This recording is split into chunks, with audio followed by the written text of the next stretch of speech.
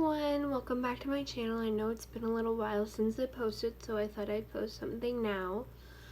I'm going to be talking about Chipotle and how it's been my first job experience and my first interview, and go through the things that I studied and the things that they asked and the things that I feel about the job experience and the getting a job and all that. So I decided to apply for Chipotle because I liked the mission behind them. They believed in using the very best ingredients, but having the very most respect for animals, land, and farmers. And they serve things for vegetarians and vegans, and I liked how they had that option since I am a vegetarian myself. So that's why I decided to put an application in. The application is fairly easy. It's asking very basic questions, and then I called the next day and let them know that I put an application in and that I'd like to have an interview whenever possible. So I set up my interview for a Tuesday at 3:30, and I got there and I had a notebook full of questions and things that I had studied. I studied their mission statement, food with integrity. I looked up most common questions that they asked. I looked up most common questions that interviewers ask in interviews, and I studied for it all, and then I decided to do the interview, and I was very prepared. When I got there, I did not feel nervous at all. I sat there for a good 30 minutes. He did not get to my interview until about 4 o'clock, and we sat down, and I had been expecting to be taken to a different room, but we had sat down at one of the tables at the restaurant, and I don't know if you've ever been to Chipotle, but they have this loud music, and I couldn't concentrate. And it was right next to the line where people go to eat, and there were people coming in and out, and everything just kind of went out the window in my head. I had went over the interview at least 12 times. I had done it in the mirror, and it totally went out of my head, and I did not say anything that I was expecting to say or wanted to say. The hardest question for me was probably, tell me about yourself. I always find that hard because I don't know what to say. What do they want to hear? How much do I say? And I say something and then I drone on and on and on. I feel like I'm saying too much. So there was that, and then I answered that, and then he asked what it meant to be hospitable, and I answered that the best way I could, which I was not expecting that question, and I wasn't expecting the question about tell me about yourself, even though that seems like a very common question. Then he asked me what I'd do if they were short-staffed, and I was the only one behind the counter. I was not expecting that question either. That was probably my fault for not expecting those types of questions. It had been my first interview, so I was kind of going in and studying what I thought I should be knowing, and truthfully, none of what I studied was even asked.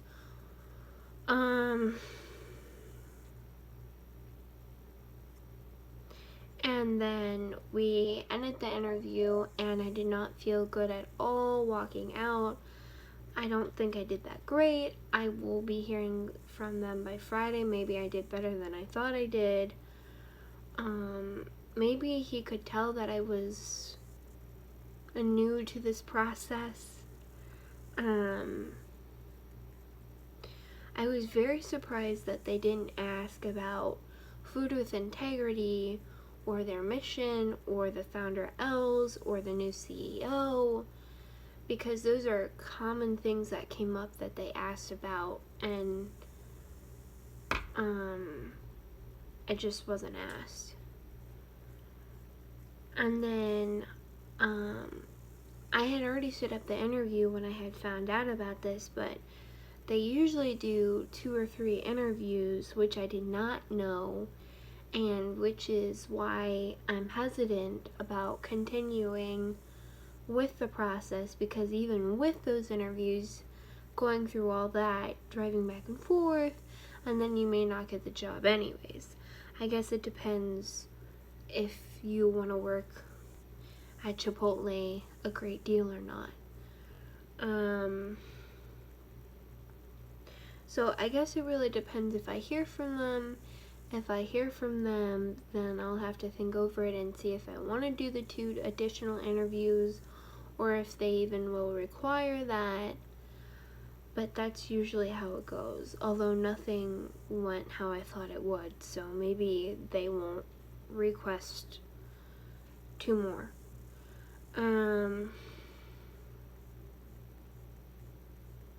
What else did I want to say?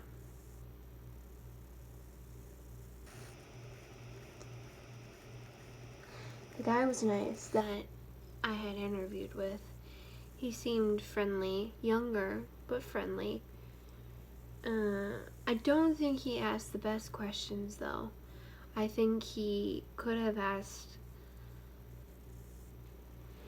things that I was expecting him to ask.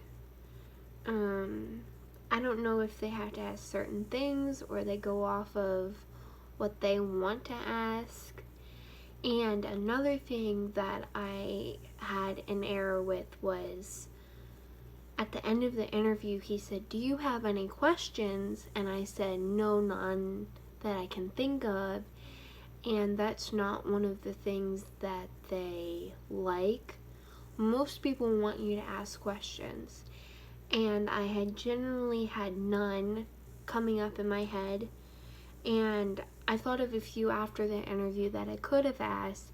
And it's very important that you do ask, because one of their things that they're very big on are their 13 characteristics.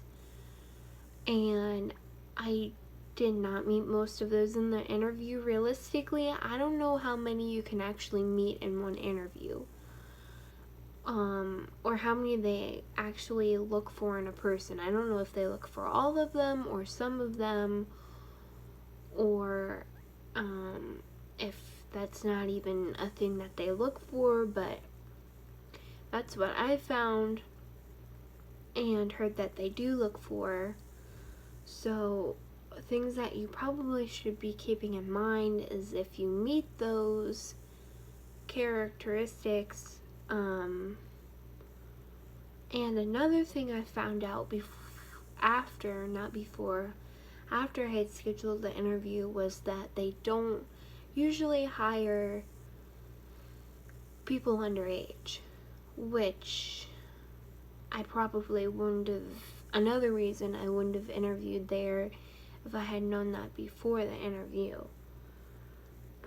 It's probably not impossible to get an interview there or be hired there when you are underage, but it's probably more difficult to get a job there if you are.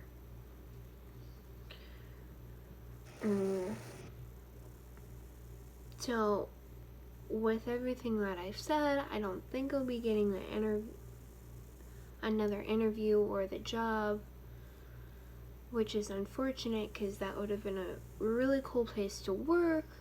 So maybe I can try out for it another time. Now, they have open interviews at McDonald's, which is not uncommon where I am. So I'm going to be going there tomorrow and interviewing with a lady named Rachel, and I think I'm going to be a lot more prepared this time. I'm going to be taking some notes before I leave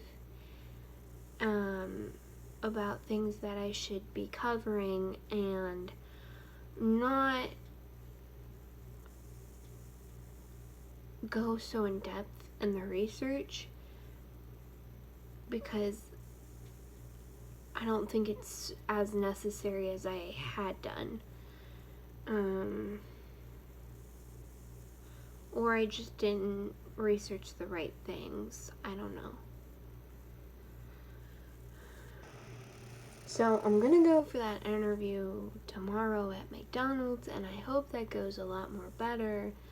I can go between 8 and 2, so I'll probably leave here at 11 and then get there and then probably be interviewed around 11:30, 12 o'clock, and then after that I'll probably walk up to a couple stores near me, and I might vlog in those stores. Maybe. I don't know. I'll think about it.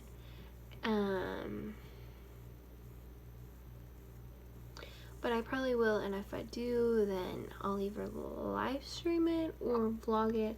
I'll probably vlog it though, so I get that experience of vlogging a store.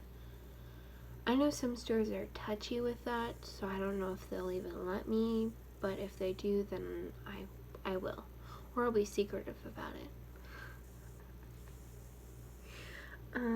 So that's tomorrow.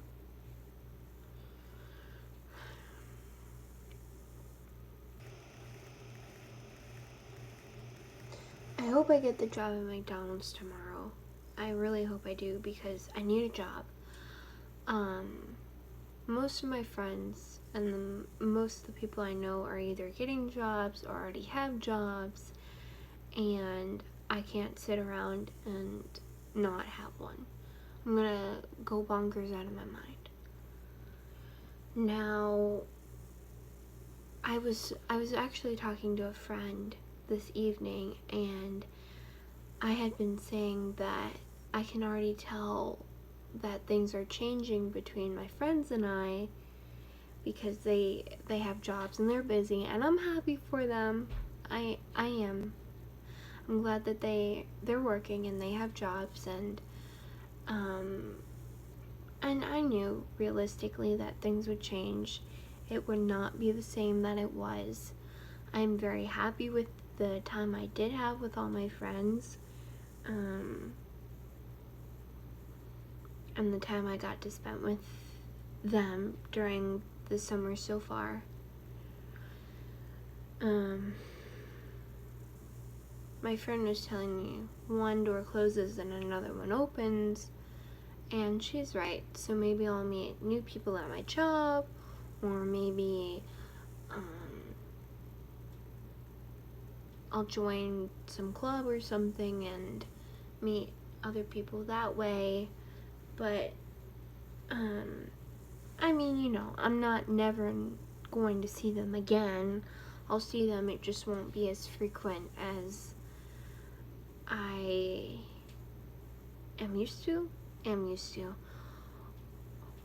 I had a discussion with a friend of mine, and they would always say that nothing would change. That we would always be friends and we would always see one another, and I would always argue that. I'm very stubborn, and I would always argue that and say, no, it's gonna change. Of course it's gonna change. It has to change. And I stopped arguing that point because I think in some way that they needed to believe that it wouldn't. It's not that I ever believed them. I guess realizing that it's happening now is sad, because I was always kind of prepared for it. But as I said before, you can be prepared all you want, but until it actually happens, you may have a different reaction, or a different experience than what you were expecting.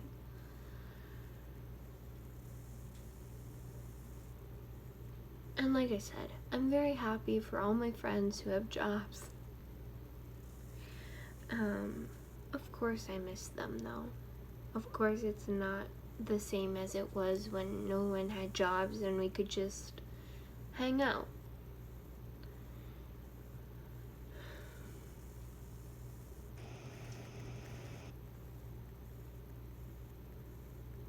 So that's part of the reason I'm going after a job right now. Because I don't want to sit around and do nothing. And I don't want my friends to feel obligated to hang out with me because I'm the only one who doesn't have a job. And I don't want my friends to feel obligated.